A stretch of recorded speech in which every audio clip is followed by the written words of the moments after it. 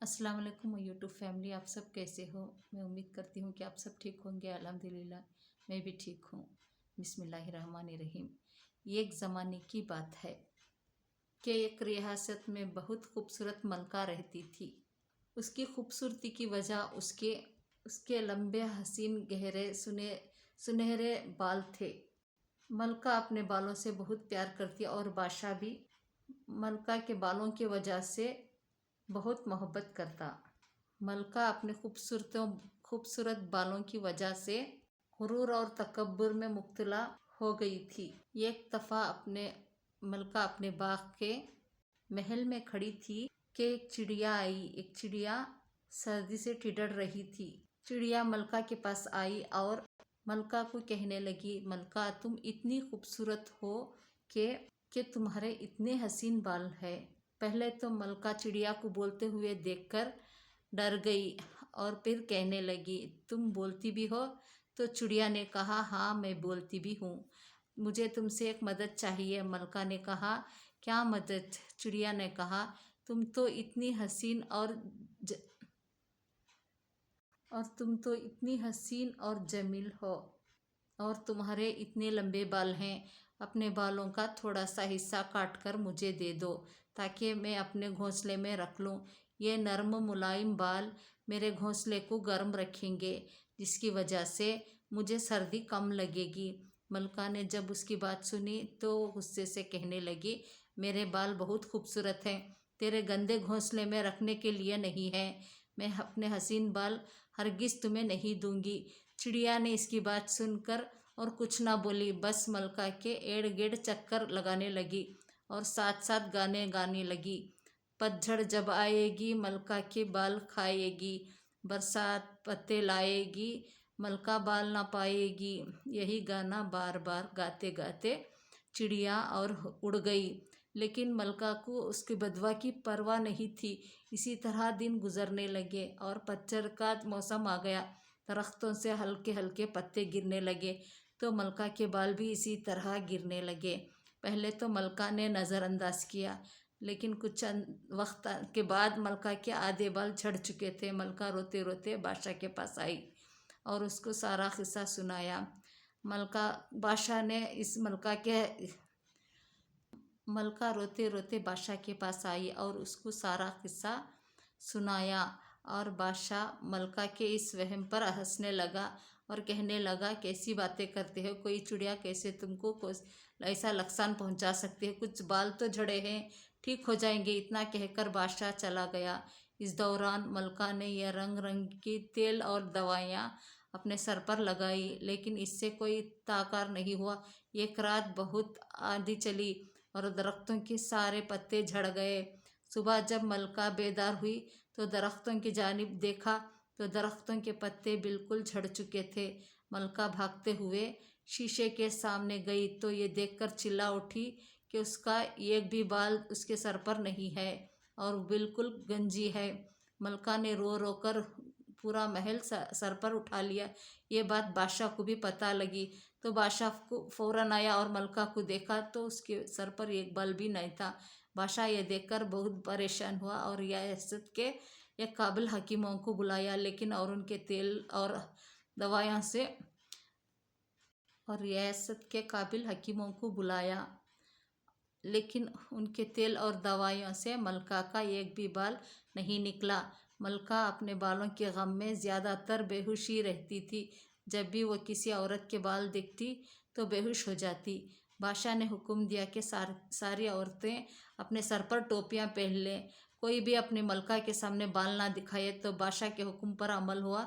जो और रियासत में तो जब भी किसी औरत के बाल दिखती तो वो बेहोश हो जाती और बादशाह ने हुक्म दिया कि सारी औरतें अपने सर पर टोपी पहन लें और कोई भी मलका के सामने बाल ना दिखाए। तो बादशाह के हुक्म पर अमल हुआ और रियासत में हर एक लड़की ने अपने बालों को छुपाने के लिए टोपियां पहन ली, लेकिन वो मलका को इससे भी सुकून ना आया।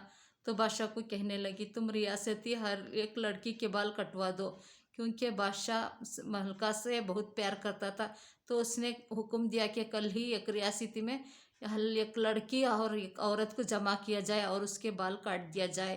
ये बात रियासत में आम की तरह फैल गई, क्योंकि बादशाह मलका से बहुत प्यार करता था कि वो इसलिए हुक्म दिया कि कल ही रियासत की हर एक लड़की, हर एक औरत को जमा किया जाए और उसके बाल काट दिया जाए। ये बात रियासत में आग की तरह फैल गई।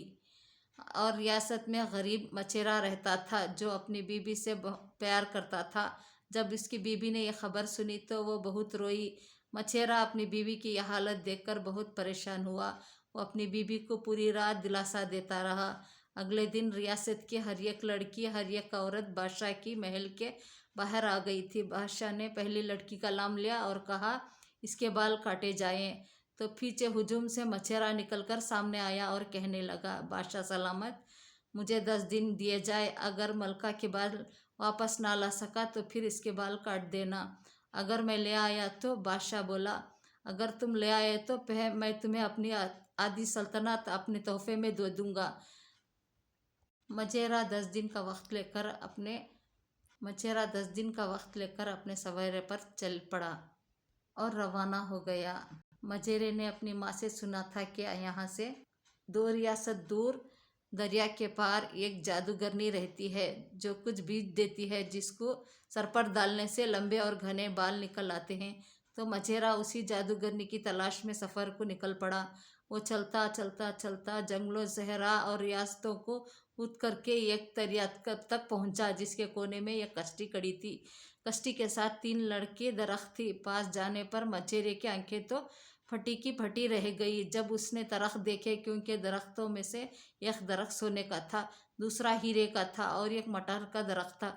तो मछेरे ने सोने के दरख्त से सोने के सिक्के उतार लिए, हीरे के दरख्त से हीरे के सिक्के उतार लिए और उसको भूख भी लगी थी और चंद उसको लेकर अपने कश्ती में सवार हुआ। अभी वो कश्ती दरिया में थी। एक खूबसूरत रंगीन तोता आकर कश्ती पर बैठ गया। मछेरे ने समझा कि उसको भूख लगी है, तो मछेरे ने तोड़े हुए मटर को तोते को खिलाना शुरू कर दिए। मटर खाकर तोता बोलने लगा। मछेरा ये देखकर डर गया कि तोता कैसे बोल सकता है। तोते ने कहा, मुझे पता है कि तुम कहाँ जा रहे हो, लेकिन तुमने मेरी भूख मिटाई है। मैं तुम्हें जादूगरनी का पता बताता हूँ। ये कश्ती तुम्हें समंदर के किनारे लगाएगी। समंदर के किनारे थोड़ा सा आगे जंगल है। इस जंगल में जादू ही बोलने वाला पहाड़ है। बाकी का रास्ता वो तुम्हें बताएगा। तोता ये बोलकर उड़ गया। थोड़ी देर में कश्ती समंदर के किनारे लग गई। मछेरा कश्ती से उतरा और थोड़ा सा आगे गया तो जंगल आ गया। जंगल उबक करके पहाड़ के मुंह पर ठहरा।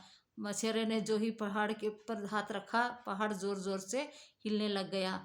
पहाड़ की आंखें, मुंह और कान बन गए।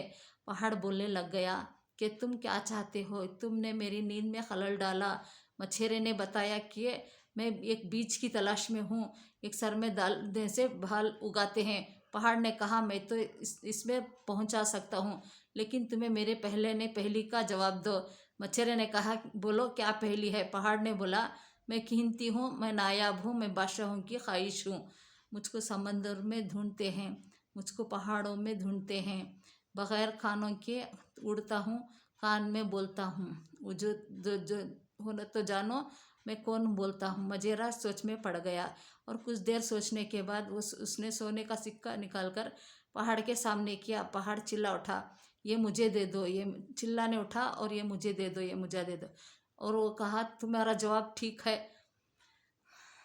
पहाड़ के सामने सोने का सिक्का निकालकर उसके सामने किया तो पहाड़ ने चिल्ला उठा, ये मुझे दे दो, ये मुझे दे दो, तुम्हारा जवाब बिल्कुल ठीक है, वो जवाब है सोना। मजेरे ने पहाड़ से कहा, ये सोने का सिक्का मैं तुम्हें दे दूंगा, एक शर्त है कि तुम्हें मुझे एक बीच तक पहुंचा दो। पहाड़ ने कहा, ठीक है। पहाड़ ने मुंह खोला तो मजेरा उसके अंदर दाखिल हो गया।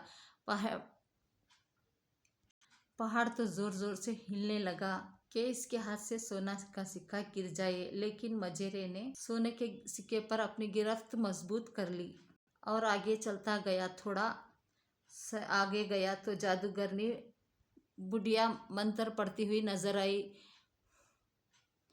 तो बुढ़िया ने कहा, तो जादूगरनी बुढ़िया मंत्र पढ़ती हुई नजर आई तो बुढ़िया ने मजदर सामने आया तो खातिब हुआ तो बुढ़िया ने कहा, तुम कौन हो, अंदर कैसे आए? तो मछेरे ने बताया कि मैं इन बीजों की तलाश में हूँ जिस पर सर पर डालने से बाल उगाते हैं। बुढ़िया जोर जोर से हंसने लगी और कहा कि नामुराद इंसान, मैं तो खुद को मैं एक आम से ना इंसान को बीज क्यों दूंगी?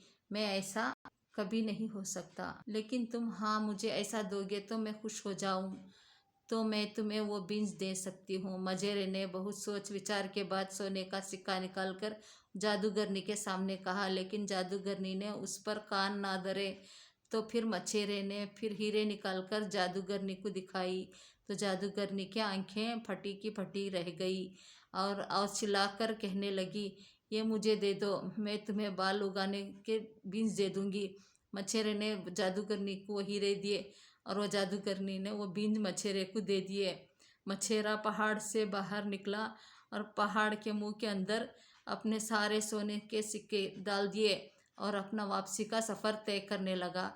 दूसरी तरफ मछेरे की बीवी बहुत परेशान थी, क्योंकि बादशाह का दिया हुआ 10 दिन का वक्त ख़त्म होने को था और अगले दिन ही बादशाह के हुजूर पेश होना था। और अगला दिन आ गया। सारी रियासत की औरतें बादशाह के महल में इकट्ठे हो गए और बादशाह ने ऐलान किया कि सबसे पहले मछेरे की बीवी के बाल काटे जाएं। यूं ही मछेरे की बीवी के बालों के ऊपर शाही हिजाब में हाथ रखा मछेरा पीछे हुजूम से बोल पड़ा, रुक जाओ। और भागता भागता आ गया और बादशाह से कहने लगा, मैं वो बीज ले आया। मछेरे ने वो बीज निकाले। मलका जब ने बीज देखे तो फौरन कहने लगी, ये मेरे सर में डाल दो। मछेरे ने वो बीज मलका के सर में डाल दिए। बीज के डालते ही मलका के बाल कंधों तक आ गए, कंधों से कमर तक आए और कमर से ज़मीन के नीचे लटकने लगे। मलका ने अपने बाल देखकर बहुत खुश हुई और बादशाह ने अपनी रियासत में आधा सल्तनत मछेरे को दे दिया। मछेरा और उसकी बीवी रियासत पर हुक्म करने लगे।